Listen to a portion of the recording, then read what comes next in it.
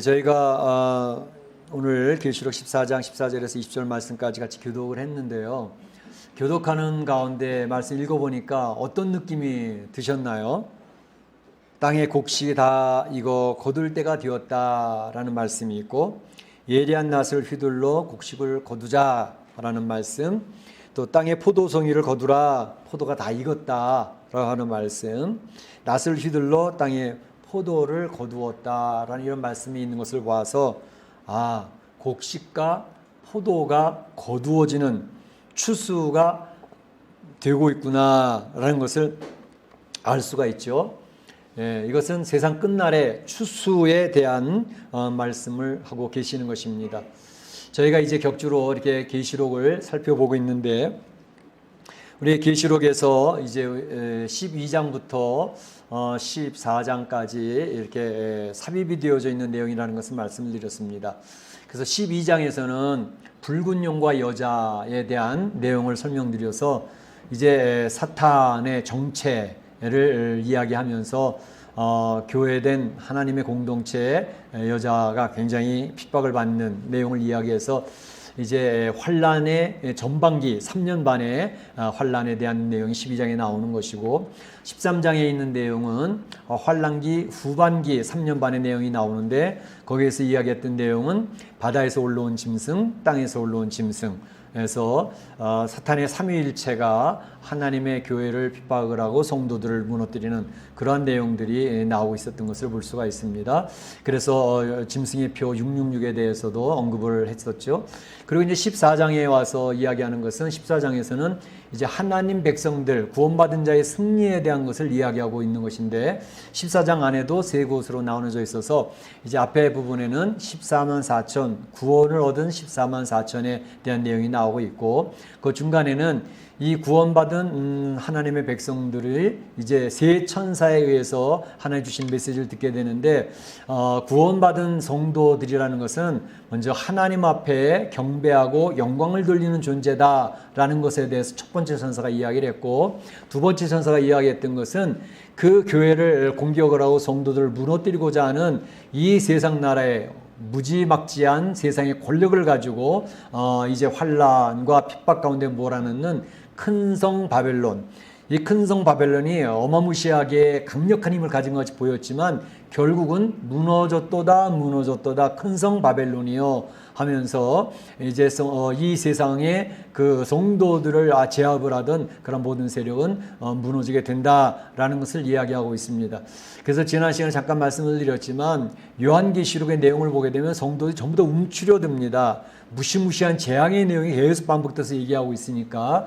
그런데 요한계시록의 목적은 성도들을 두려움 가운데 빠지게 하거나 성도들을 겁주기 위해서 주신 말씀이 아니라, 이 세상 끝날의 모든 설계도 하나님 계획하신 것들을 성도들에게 미리 알려주심으로써 성도들을 위로하고 격려하고 담대해지라고 주시는 그러한 말씀이 되겠습니다.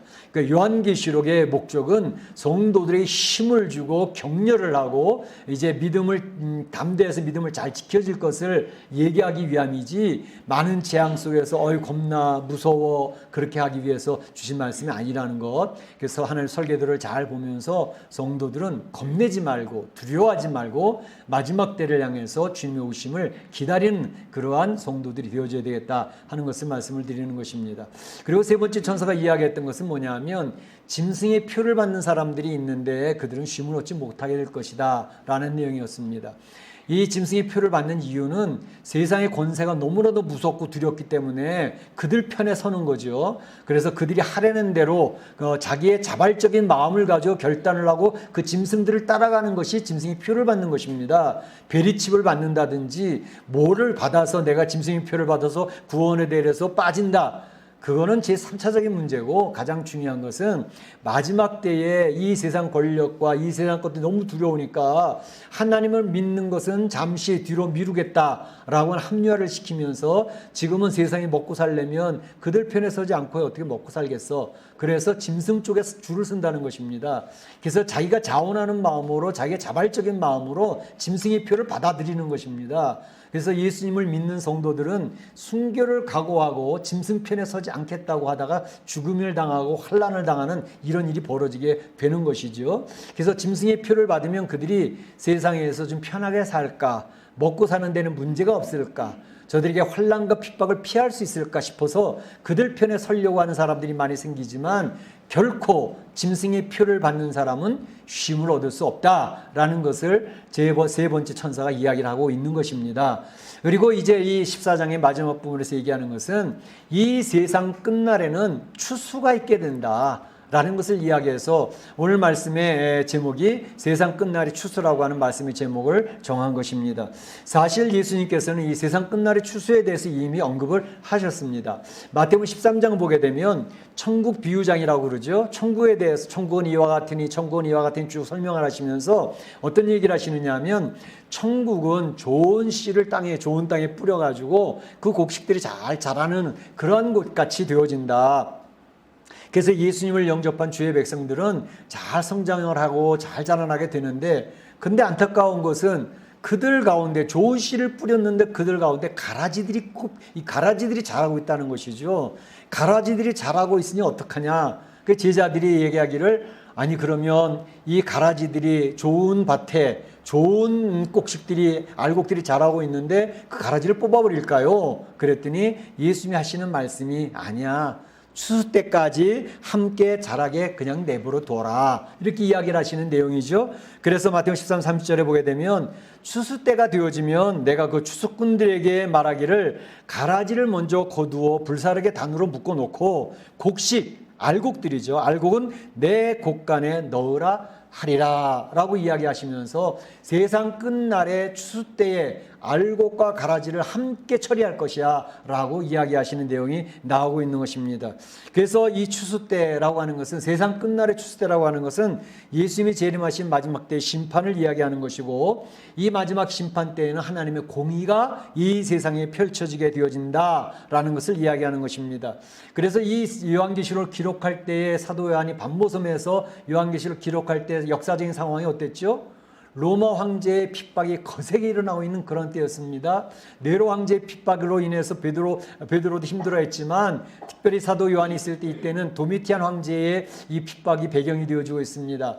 그래서 네로 황제의 핍박은 로마 시내에 국한이 되어졌지만, 도미티안 황제의 핍박과 환란은 로마 전체에, 이제 크리스찬들은 내가 다 죽여버리고 말겠어라고 다짐을 하고 결단을 했던 왕이 바로 도미티안 황제였습니다.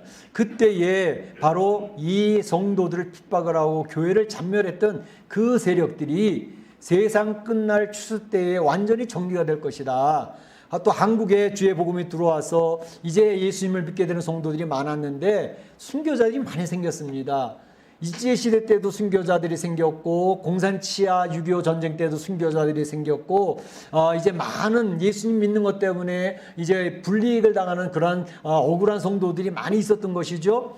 그러한 모든 핍박하는 사람들조차도 다 처리가 되어진다라는 것을 이야기하고 있고, 또 예수님의 재림 때에 이 세상에 예수님 믿는 사람들, 교회들이 엄청난 환난과 핍박 가운데서 고난을 당하게 될 것입니다. 왜? 믿음을 지키려고 하기 때문에 고난과 핍박을 당합니다.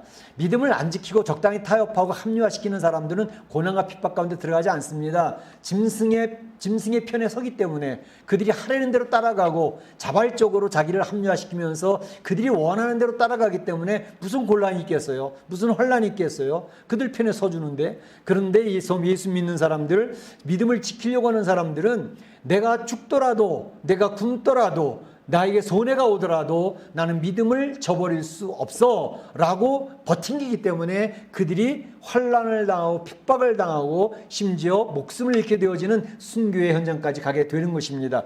바로 그때에 성도들을 핍박을 하고 교회를 공격을 하던 이런 모든 대적들은 완전히 멸망하게 되어진다. 그래서 하나님의 살아계시는 것이 드러나게 될 것이고, 하나님은 공의로우신 분이구나 라는 것이 전 세계에 완전히 선포가 되어지게 됨으로써 우리 성도들은 깜짝 놀라고 믿지 않는 불신자들도 깜짝 놀라는 그런 일이 벌어지게 될 것이다 라는 것을 이야기하는 것입니다. 그래서 오늘 본문에 있는 내용은 세상 끝날의 추수에 대해서 설명하고 있는 것인데, 크게 두 가지로 나눠집니다. 먼저는 알곡을 추수하는 장면과 또 다른 추수의 장면, 두 장면을 오늘 본문에서 보여주고 있는 것이죠. 먼저 알곡 추수의 장면을 보게 되면 15절에 이렇게 되어 있습니다. 당신의 낫을 휘둘러 거두소서, 땅의 곡식이 다 익어 거둘 때가 이르렀습니다 라고 이야기를 하고 있습니다. 이게 첫 번째 추수입니다. 첫 번째 추수라고 하는 것은 알곡 추수입니다. 구원받은 백성, 택하신 백성들을 추수하는 것입니다. 오늘 14절에 보게 되면 흰 구름 위에 인자 같은 이가 앉았는데, 그래서 인자 같은 이가 앉았는데, 옛날 우리가 읽던 성경은 개역 한글에는 사람의 아들과 같은 분이 앉았다 이렇게 되어 있습니다. 그러니까 옛날 성경에는 사람의 아들과 같은 분, 오늘 성경에는 인자 같은 분 이렇게 되어져 있는데, 그는 금멸관을 썼고 날카로운 칼로 추수를 시작하게 되었다라고 얘기를 하는데, 여기서 인자 같은 분은 누구실까라는 것입니다. 인자 같으신 분은 누구실까? 우선 금멸관을 썼다고 하니까 딱 짐작이 되어지죠. 더 확실한 것은 마태복음 24장 30절 31절에 보면 이렇게 되어 있습니다. 그때에 인자가 구름을 타고 능력과 큰 영광으로 오는 것을 보리로다. 마지막 때입니다. 그 택하신 자들을 하늘 이 끝에서 저 끝까지 사방에서 모으리라 이렇게 이야기하고 있습니다. 그러니까 여기서 인자라는 것은 곧 예수 그리스도를 이야기합니다. 예수 그리스도께서 구원받은 백성 알곡들을 모아서 천국 창고에 입성시키는 그런 내용을 이야기하고 있죠. 마태복음 3장 12절에 보게 되면 알곡은 곡간에 가라지는 꺼지지 않는 불에 태우시리라 라고 이야기하고 있습니다. 그러니까 알곡은 곡간, 천국 곡간, 곧 하나님의 나라로 이끌어 주시고, 쭉쟁이는 꺼지지 않는 불, 지옥불에서 그들이 태움을 받게 되어지는 그러한 역사가 있게 되어진다는 것을 이야기하고 있습니다. 그래서 인자를 우리 여기서 인자가 이러한 알곡 추수하는 것을 이야기하고 있는데, 알곡이라는 것은 도대체 무엇일까? 누가 알곡이 되는 것인가? 요한복음 3장에 보게 되면 예수님께서 밤중에 찾아왔던 니고데모와의 대화의 내용이 나옵니다. 니고데모가 선생님, 어떻게 하나님의 나라를 갈 수 있습니까? 예수님이 말씀하시기 물과 성령으로 거듭나지 않고는 하나님 나라 갈 수가 없어. 두 번 다시 태어나야 갈 수가 있단다. 그것은 물과 성령으로 태어나야 하나님 나라를 볼 수 있단다. 이렇게 이야기를 합니다. 이 당시에 니고데모도 유대인입니다. 하나님을 경배하던 자입니다. 그런데 하나님을 경배한다고 하는 이 니고데모도 그렇고, 그 당시에 하나님을 나는 잘 섬기고 있어 자신만만했던 사람들이 누굽니까? 바리새인들이고 서기관들이고, 이 사람들은 하나님의 율법에 충성을 다한다, 잘하고 있다라고 확신을 갖고 있던 사람들인데, 그 사람들은 성령으로 거듭난 사람들이 아니었습니다. 곧 예수 그리스도를 영접하거나 예수님을 만난 사람들이 아니었습니다. 그러니까 예수님께서는 바로 하나님을 믿는다, 하나님을 섬긴다 하더라도 성령으로 거듭나서 예수 그리스도를 영접하지 아니하면 하나님의 나라를 볼 수도 없고 들어갈 수도 없다라고 이야기합니다.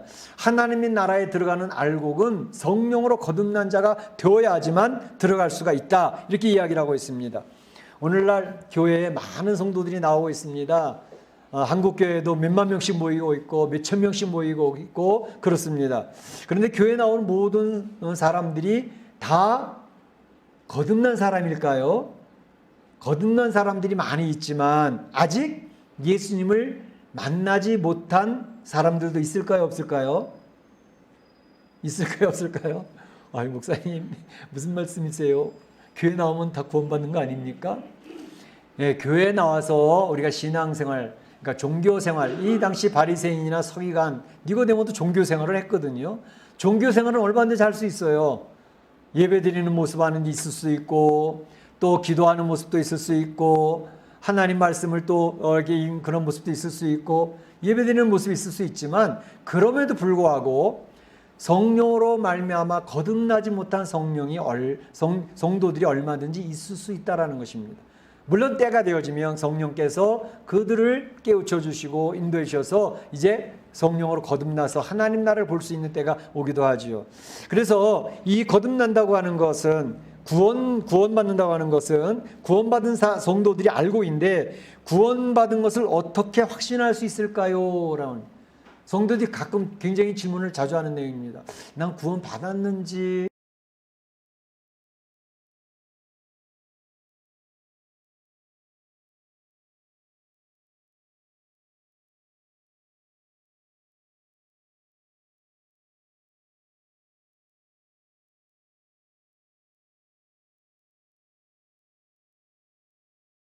많은 교회가 있어요. 세상의 모든 교회 문제점에 다 있는 문제의 백화점이라고 말할 수 있는 교회였습니다.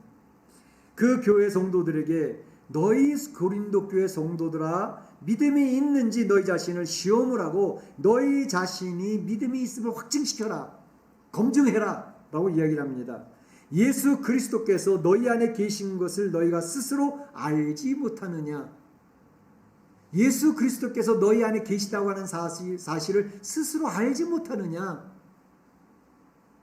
그렇지 않으면 너희가 버리운 자니라. 이렇게 얘기하고 있습니다. 그러니까 예수님을 믿는다고 하는 것은, 예수님을 알아간다고 하는 것은 내 안에 예수님이 계시구나. 예수님이 나를 지도하고 계시고 통제하고 계시고 나를 이끌어 가시고 가이드하고 계시는구나 라는 것을 점점 알아간다는 것을 이야기합니다. 물론 세례 받을 때에는 잘 모르고 그냥 신앙 고백으로 받을 수 있어요. 그리고 교회 생활을 한 지 1년, 2년이 지났음에도 불구하고 아직까지 구원의 확신이 안 올 수도 있어요. 어떤 분들은 늦되는 분들이 있습니다. 늦되는 분들. 그래서 이란 것이 천천히 알아가지는 그런 경우들이 많이 있어요. 그런데 분명한 사실은 신앙생활을 하면 할수록 믿음 속에 들어가면 들어갈수록 점점 내가 예수님의 놀라운 은혜를 입은 사람이라는 사실을 알아가기 시작을 하고 내가 주님의 사랑 가운데 있다는 사실을 깨닫기 시작을 하고 그러므로 나도 주님이 점점 좋아지는 주의 말씀대로 살고 싶다고 하는 열망이 생기는 그런 것을 알게 되어지는 것입니다. 그래서 구원받은 성도들은 점점 신앙생활에 들어가서 주님과 교제가 깊어지면서 내 안에 주님이 계시다는 사실과 내가 하나님의 백성이라는 사실을 스스로 알게 되어져 있습니다. 할렐루야. 할렐루야. 만약에 그걸 모른다면 내가 아직 예수님을 인격적으로 만나지 못했거나 예수님을 영접하긴 했는데 내 심령에 병이 들어있으면 구원의 감격과 기쁨을 잃어버립니다. 구원의 확신을 잃어버립니다. 병 들어있는 상태가 되어져 있을 수 있습니다. 그래서 우리 성도들이 구원의 확신에 대한 것을 잘 점검할 필요가 있습니다. 그럼 이제 어느 분들이 그런 얘기를 해요. 이제 우리는 장로교회니까 장로교회 교리 가운데 중요한 교리가 예정론이라는 것을 이제 얼핏 들은 성도들이 많습니다. 예정론은 선택과 유기라는 그런 교리가 그 안에 있습니다. 그래서 목사님 장로교 다니면서 이제 교리 공부를 좀 하다 보니까 선택이라는 하나님의 선택 그리고 또 구원은 하나님 선택한 사람들 택함 받은 사람들 이런 사람들이 구원받는 것이지 않습니까? 그래서 어떤 경우는 막 하나님 앞에 있었어도 예수님 앞에 있었어도 구원 못 받는 그런 경우가 생기지 않습니까? 그러면 내가 구원받고 싶어서 예수님 앞에 막 발버둥을 치고 예수님 나 구원받고 싶어요 막 그러는데 예수님이 너는 선택받지 못했어 라고 해버리면 내가 발버둥을 치고 애를 써봐도 소용없는 거 아닙니까? 이렇게 이야기하는 성도들이 가끔 있어요. 이 선택에 대한 내가 선택 못 받았다면 내가 애를 쓰고 발버둥 쳐도 그건 아무 의미가 없지 않습니까? 이런 얘기입니다. 이런 것은 잘못 알고 있는 것입니다. 다시 말하면 예수님은 예수님 앞에 나오는 사람들을 거절하는 법이 절대로 없습니다. 예수님께로 가고 싶습니다라고 예수님 앞에 나오는데 너는 선택 못 받았으니까 안 돼 가 이렇게 하시는 분이 아니라는 사실입니다. 어떤 분은 그래요. 목사님 가룟 유다는 예수님 앞에서 3년 동안 훈련받았던 사람 아닙니까? 근데 선택받지 못했으니까 그가 구원 못 받은 거 아니에요? 가룟 유다는 예수님 앞에 와서 이 훈련도 받고 제자들 같이 어울리고 있었음에도 불구하고 그는 예수님 앞에 나아갔던 사람이 아닙니다. 왜냐하면 그가 예수님을 팔아 넘기는 것을 보면서 예수님께서 계속해서 가룟 유다를 향해서 회개할 기회를 계속 던집니다. 유다야, 유다야, 네가 나를 팔 것 같아. 내 손에 같이 집어넣는 자가 바로 너야. 다른 사람, 다른 제자들은 몰랐음에도 가룟 유다는 분명히 자기를 이야기하면서 알았습니다. 심지어 겟세마네 언덕에서 가룟 유다가 와서 입맞춤을 할 때도 친구야 부르면서 예수님이 안타까워하셨습니다. 가룟 유다에게 회개할 기회를 계속 던지시는 겁니다. 돌이켜라, 돌이켜라. 내가 예수님을 영접을 예수님 안에 있어야 돼 라고 이야기를 하셨지만 가룟 유다는 끝까지 얼굴에 철판을 깔고 예수님을 거부했습니다. 그래서 예수님 앞에 나오는 사람을 예수님이 하나님이 거부한 적은 없습니다. 내 예수님 앞에 나아가고 싶다, 예수님 안에 있고 싶다라고 하는 그것은 그런 마음을 가진 사람이, 선택받은 사람이 분명한 것입니다. 택함 받은 사람입니다. 어떤 분들은 그래요. 그런 일을 보면서 하나님은 주권을 가지신 분이기 때문에 선택받은 사람, 버림받은 사람 이미 다 결정을 해놨어. 그러니까 말을 뻗어도 소용없어. 그러니까 이제 이 구원받고 안 받고는 내 책임이 아니라 하나님 책임이야. 하나님 주권이라 그러나. 그렇게 하면서 모든 것의 책임을 하나님께 다 던져버립니다. 하나님 책임이라는 거야. 하나님 얼마나 잔인한 분이냐. 어떤 사람은 구원하고 택해 주시고 어떤 사람은 발버둥을 쳐도 구원하지 않고 지옥에 던져버리시고 하나님은 차별하시는 분, 하나님은 잔인하신 분, 하나님을 향하여 공격하는, 하나님 앞에 책임을 떠넘기며 자기는 예수님 믿으려고 발버둥을 쳤음에도 불구하고 믿을 수 없도록 사는 선택받지 못했어. 어리석은 판단입니다. 바로 모든 책임을 하나님께 던지면서 하나님은 아주 잔인한 신으로 이야기하고 있는 것입니다. 보세요. 선택과 유기라고 할 때 유기라고 하는 것은 버려둠입니다. 버려둠. 이 유기라고 하는 것의 굉장히 신학적인 중요한 의미는 뭐냐 하면 우리 모든 인생들은 태어나면서부터 죄성을 가지고 태어나면서 이 세상을 살아갈 때 그 죄성 때문에 죄의 열매를 맺으면서 살아가기 때문에 이미 진노 아래 있게 된 존재입니다. 아담과 하와 이후로 이 인생에겐 불행이 닥쳤는데 그것은 다 진노 아래에 있어서 지옥에 떨어져 있는 존재입니다. 지옥에 있는 존재들입니다. 진노 아래에 있으니까. 그런데 선택과 유기라고 하는 경우에서 하나님의 선택은 지옥에 있는 자, 진노 아래에 있는 자 중에서 하나님 뽑아내시는 겁니다. 하나님 은혜로 너는 하나님 백성을 삼겠어. 하나님을 찬양하는, 하나님을 경배하는 주의 백성을 내가 선택했어 라고 골라내시는 것입니다. 육이라고 하는 것은 진노 아래에 있는 사람들을 그대로 내버려 두시는 것입니다. 하나님이 지옥에 던져버리시는 분이 아닙니다. 하나님이 지옥에 보내시는 분이 아닙니다. 우리는 우리의 죄 때문에, 나의 죄 때문에, 나의 죄의 열매 때문에 진노 아래 놓여졌고 지옥 아래 임해 존재하는 존재인데 예수 그리스도의 보혈로 예수님의 보혈을 의지하겠다고 하는 사람을 하나님께 선택하셔서 택정받은 백성으로 하나님을 경배하고 찬양하는 백성으로 선택해 구별해 내시는 것입니다. 이 이종론 선택과 유괴 교리를 하나님 앞에 책임을 돌리는 사탄의 교리로 사용해서는 절대로 안 되는 것입니다. 우리 사랑하는 성도들은 주님 앞에 나온 주의 백성들은 구원받은 알고 계신 줄로 믿습니다. 그래서 점점 갈수록 하나님의 은혜 속에서 감사를 고백하고 점점 하나님의 사람들, 그래서 구원받은 사람이 성령으로 거듭난 사람의 특징은 무엇일까? 성령으로 거듭난 사람의 특징은 말씀을 사모합니다. 새 생명으로 태어났기 때문에 우리가 새 생명으로 태어나 엄마 젖을 먹으면서 이유식을 하며 딱딱한 음식을 먹으면서 점점 장성해지지 않습니까? 똑같습니다. 이 생명의 이제 생명으로 새롭게 태어난 새 생명들은 하나님의 양식을 점점 사모하기 시작합니다. 갓난아이처럼 젖을 사모하고 이제 이 말랑말랑한 하나님의 축복에 대한 내용을 많이 받아들이기 시작을 하는, 점점 가면 갈수록 이제 하나님에 대한 딱딱한 음식도 먹기 시작을 합니다. 순종을 요구할 때 순종으로 살아야 되겠다는 그런 마음 결단도 하고, 그러면서 주의 말씀을 사모하면서 주의 말씀 안에서 자라나게 되는 것입니다. 기도하면서 주님과의 교제가 깊어지기 시작을 합니다. 이게 구원받은 사람, 거듭난 사람의 특징입니다. 그래서 성령을 의지합니다. 왜 기도하면 성령을 의지하냐? 신앙생활을 하면 할수록 나 같은 존재라는 존재가 하나님의 사람으로 세워져 나가기 너무 어려운 존재라는 사실을 발견하는 거예요. 죄성이 자꾸 나를 끌고 가는 거예요. 하나님이 말씀대로 사는 것보다는 이 세상 뜻대로 사는 게 너무나도 즐겁다는 거예요. 거기에 끌려가는 모습이 있는 거예요. 그래서 성령님을 의지하고 내 자신을 의지하지 않게 하시고 성령님을 의지하고 살아가게 해주세요. 그러니까 구원받은 성도, 거듭난 성도는 자기가 얼마나 연약한 존재이고 깨지기 쉬운 존재인 것을 알고 있어요. 그래서 성령님을 의지하고 나를 붙들어 주세요. 나를 긍휼히 여겨 주세요. 나를 하나님께서 꼭 지켜주세요. 라고 기도하면서 나가는 것입니다. 그래서 우리의 구원은 이루어가야 될 구원입니다.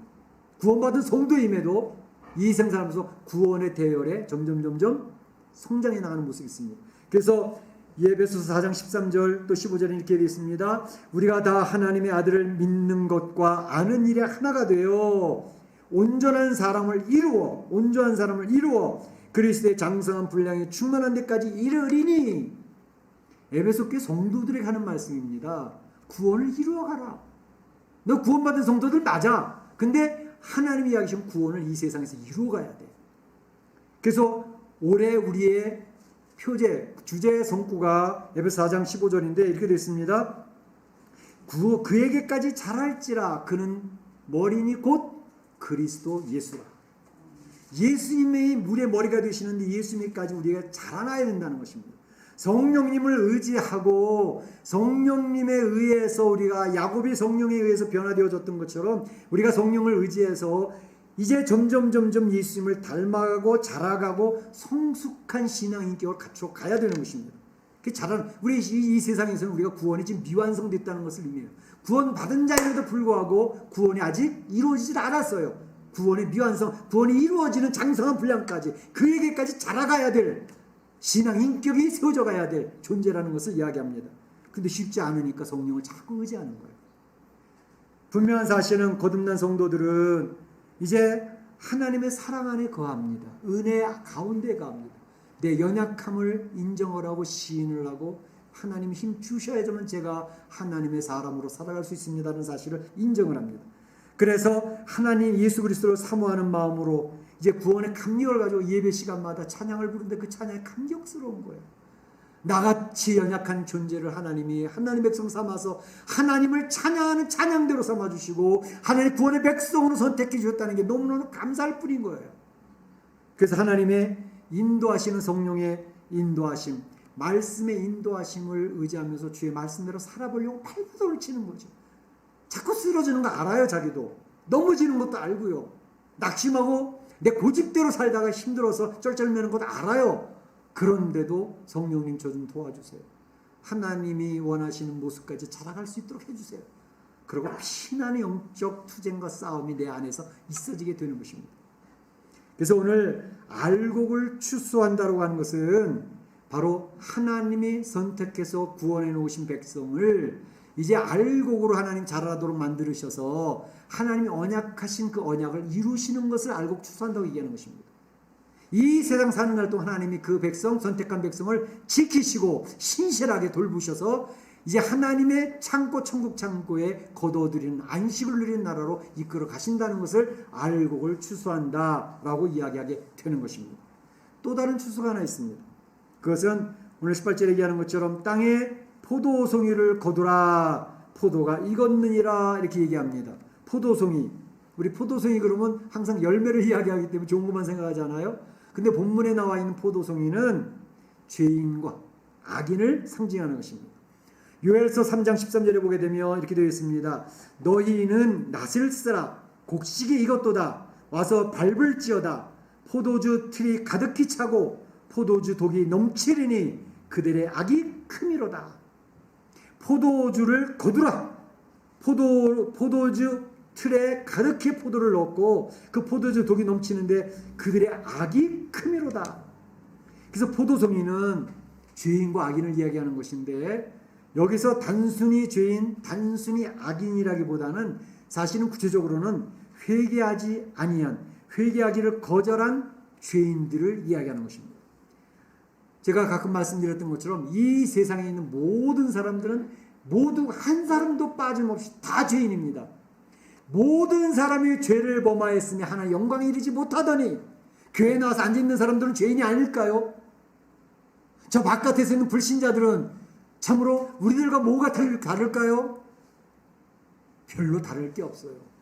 죄성이나 죄를 향하여 나가는 우리의 속성들이 크게 다르지 않습니다. 신성도들이나 불신자들이나 죄를 향하여 자꾸 우리 미혹받는 존재라니까요. 그런데 교회 안에 와서 찬양하고 예배를 드리는 하나님 앞에 구원받는 알고 된 성도들의 차이점이라는 것은 죄인은 죄인인데 성도들은 주님의 부르심 앞에 응답하여 회개한 죄인이라는 것입니다. 예수 그리스도의 보혈을 받아들이고 내가 죄인임을 시인한 죄인들이라는 것입니다. 그래서 하나님 나라의 알곡으로 우리가 자라나게 되어지고 추수 때에 천국 창고에 들어가게 되는 것입니다. 불신자라고 하는 것은 바로 예수님께서 십자가에 달려 돌아가셨다는 사실과 예수님이 그 보혈을 흘려서 우리들의 죄의 문제를 다 해결하셨다는 사실을 선언하고 내게로 오라고 초청을 해도 싫다는 겁니다. 나는 내 생각대로 사는 게 편해. 이 세상이 얼마나 즐거운데, 이 쾌락이 얼마나 즐거운데, 나는 내 생각대로, 내 가치관대로, 내 뜻대로 살 거야. 고집피고 나가면서 회개하기를 거부한 사람들이 지옥에 그대로 머물러 있는 것입니다. 아까 말씀드린 것처럼 유기 상태입니다. 주님이 선택해서 부르시고 초청하시고 하나님 나라로 하나님을 경배하는 백성으로 삼으시겠다고 초청을 해도 나는 싫습니다. 나는 내 고집대로 살 것입니다. 라고 이야기하는 사람들이 지옥에 그냥 머무르게 되는 것입니다. 포도송이가 익었느니라 그랬습니다. 심판의 때가 되어졌다는 것을 이야기하는 것입니다. 창세기 15장 16절에 아모리 족속의 죄악이 아직 관영치 아니함이라 하시더니 관영, 여기서 관영이라고 하는 것은 full, 가득 찼다는 것입니다. 죄악이 점점 채워서 가득 차게 되어지면 때가 되어졌는데 심판이 임한다는 것을 이야기합니다. 죄 몇 번 지었다고 하나님이 딱 심판하시지 않아요. 죄악이 점점 채워져 가서 가득 찰 때 하나님 정하신 그 심판의 기준에 닿았을 때 하나님은 심판하신다는 거죠. 여러분 기도도 그래요. 어떤 분들은 내가 기도 그렇게 하는데 왜 기도의 응답이 없지요? 기도도요 분량이 있을 때가 있어요. 단숨에 하나님 응답하시는 기도도 있지만 어떤 경우는 하나님이 너희들의 기도의 분량을 채워 부모님의 구원을 위해서 기도하고 있지? 계속 기도해서 기도의 분량을 채워.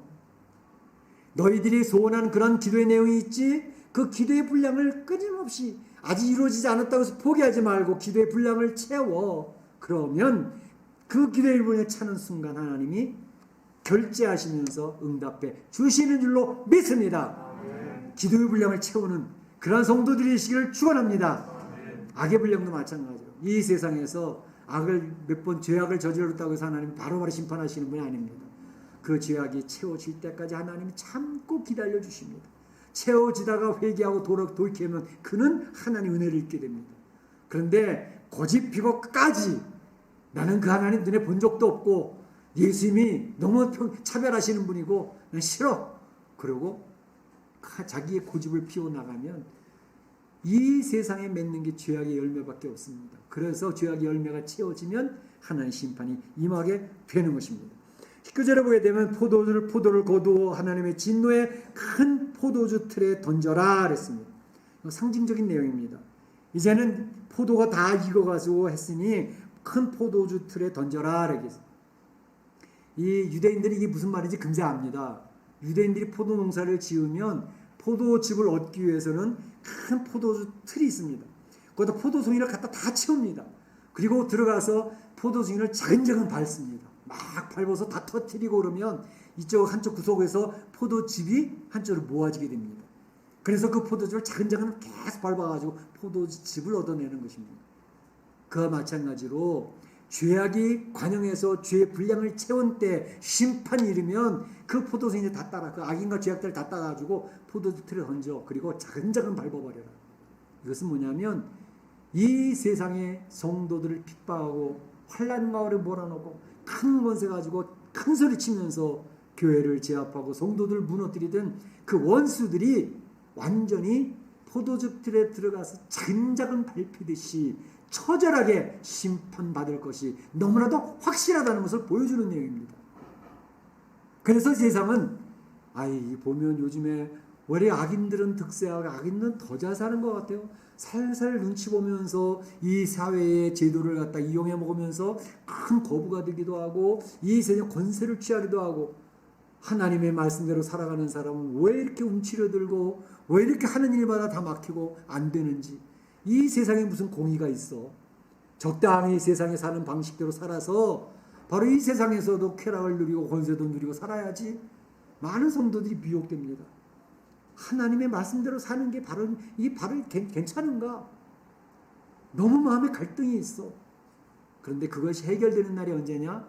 주님이 재림하셔서 심판하시는 때.